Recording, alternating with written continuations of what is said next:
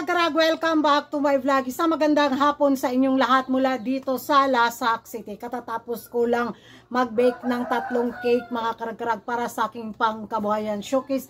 Nagkurat sa juko karong adlaw dahil nga sa kuratsahan din ang mga paeksena ngayon na pinagchichikahan ng mga active na mga chismosot, mga chismosa sa social media. Of course, nalaban yung pagka-chismosa natin na kung saan usap-usapan ngayon ang naging hitsura ni CJ sa nangyaring Miss Grand Vietnam 2025 na isa siya sa mga guest bitaw doon sa pageant ng Vietnam na pinutakti na mga beauty pageant lovers ang nangyaring pa-makeup galore ni CJ. Anyari daw, may galit ba daw kay CJ sa Vietnam? Bakit ganito daw ang hitsura ng ating reyna sa Miss Grand Vietnam 2025. Nung makita ko talaga, akala ko talaga mga karag-karag. Sabi talaga ako, nagpa-under construction ba ng labi si CJ? Kasi nga nagiba talaga yung hitsura ni CJ sa pa-makeup galore na to na ginawa ng makeup artist ng Vietnam sa kanyang presensya sa Miss Grand Vietnam 2025.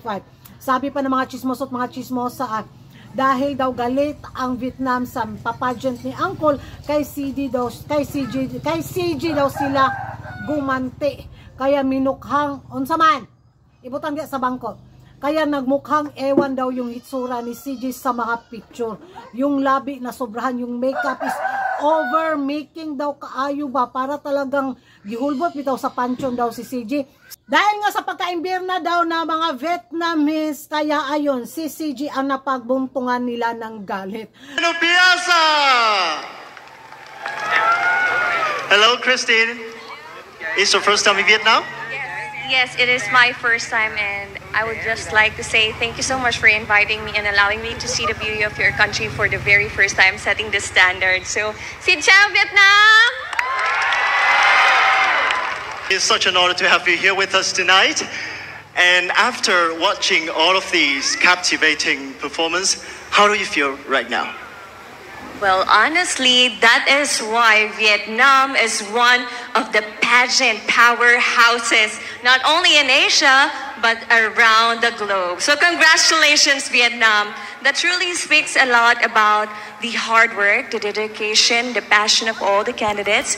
But also, I want to congratulate the team behind all these amazing ladies. So congratulations. Yan ang mga karag-karag na panood na ninyo at nakita na ninyo ang eksena galore ni CJ sa Miss Grand Vietnam 2025. Magiging reaction ko nito ha.